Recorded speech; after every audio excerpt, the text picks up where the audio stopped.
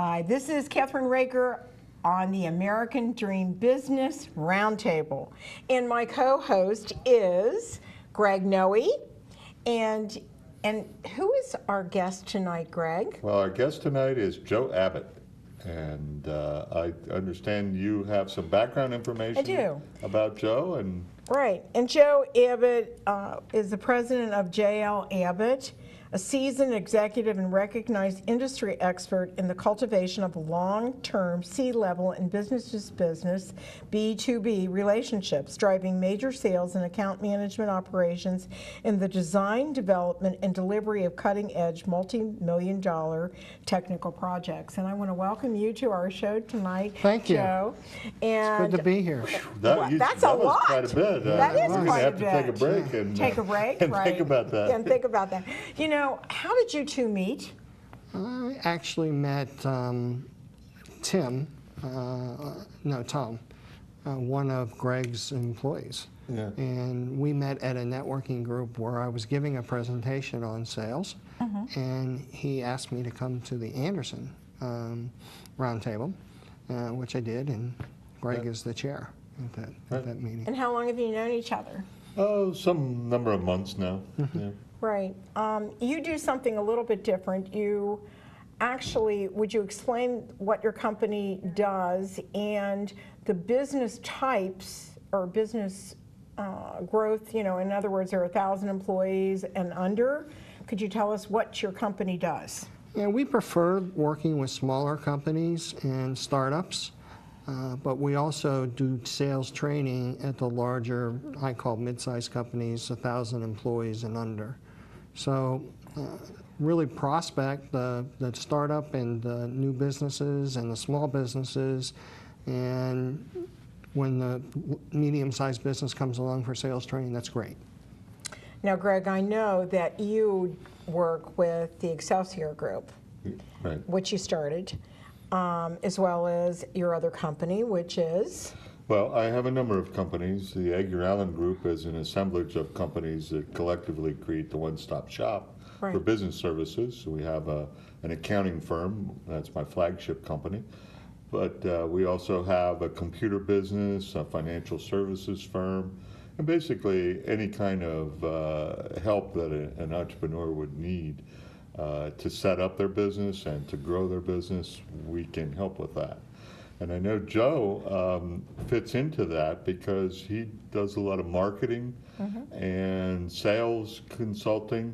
And although he mentioned that he can work with some of those larger firms, correct me if I'm wrong, Joe, but you prefer to work with the startups. Yes, I do. Yeah. Absolutely. And why? There's a lot of enthusiasm at the startup level, and to see that enthusiasm, sometimes it blocks good sense, but a lot of times it's enthusiasm because they have a great idea. Or they're passionate about it? Right, and it's good to see that and be part of it. Do you think, and I looked on your website, which I loved, by the way. Thank you. The thing about smaller companies and startups and inventors is that they've really invested a lot of their time and effort and money in, and it's part of them. So it's like an artist, right? Creating a picture, it's part of their soul. Right, absolutely. But sometimes what happens, and I think you would both agree with me, that they can be undercapitalized, they don't have a business plan, they have a great idea, right? So that's where you both come in? Absolutely. Okay. And what's the first thing, if you see a company that you think is really going to be a rocking company, what do you tell them? What's the first thing that you do when you meet with them? Do you have a business plan? And if so, can I see it? And surprisingly enough, 95% of them will say no, we don't have a formal plan. And a business plan's like your skeleton. You need it to walk and talk and do just about everything in life. You have to have your skeleton underneath your skin. I was taught in business school that thou shalt not start a business, Rule 101, thou shalt not start a business without a business plan.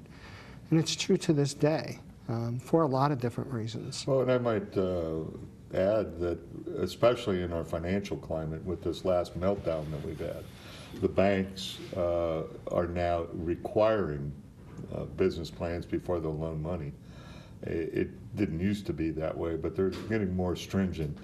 It might not be necessary if they're going to do a home equity line of credit or something like that. They don't really care that there's a business involved. They've got that real estate as collateral. But if you're trying to get a loan for your business, through your business, by your business, you're going to need to have a business plan. Clearly, investors require it. And the third reason why you would ever want to have a business plan is to be a guide for yourself, how to build this thing. Yeah, how do you know where you're going if you haven't set a goal to get there? And how do you know how do you know when you've made it there if you haven't set that goal? Well, and one of the things, I teach continuing ed to contractors, and one of the things that I use to drive that point home is this little scenario. We don't go to Home Depot, buy a bunch of materials, get out in the field, and then decide what it is that we want to build. You know, we don't do that. We have a plan, and then we go to Home Depot and buy only the materials that we need and that are going to be used to implement the plan. But the plan has to come first. So it's a roadmap.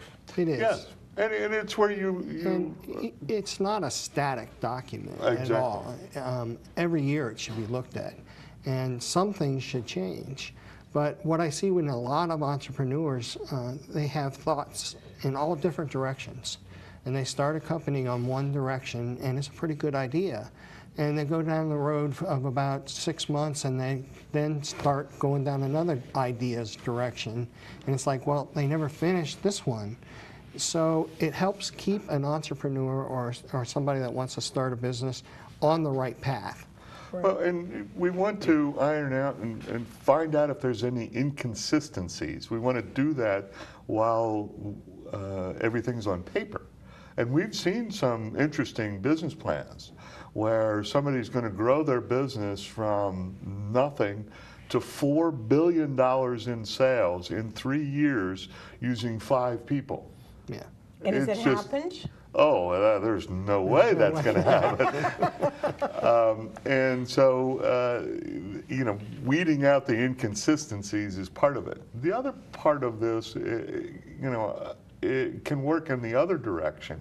We don't want people to go out and start a business that might be successful if they're going to have to sign on the dotted line for a lease and commit themselves to repaying loans and things like that.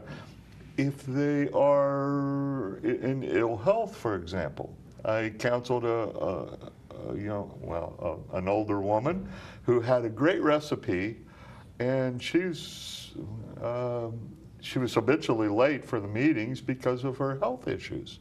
I don't want to bring age into this because we're all vibrant and we're ready to go and can operate businesses, even though we're past our prime, I dare say.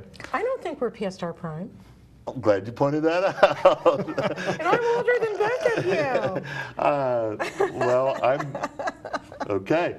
But in this particular situation, I was very concerned that this woman would sign for this lease and then she'd be sick and wouldn't have any way of paying it back. That's not helping this woman. No, and on that note, we have to take a short break, and we'll be right back with Greg Noe and our guest, Joe Abbott, president of JL Abbott. And when we come back, I want to find out a lot more about you, That's okay? great. Because I think that's important, right? Yes. Right. And so, do you have a website? Yes, I do. It's JL Abbott, ABBOTT.net. And yours, please? The Edgar Allen Group, which is EDGARALLEN Group, GROUP.com. And we'll Thank be you. right back right after these messages.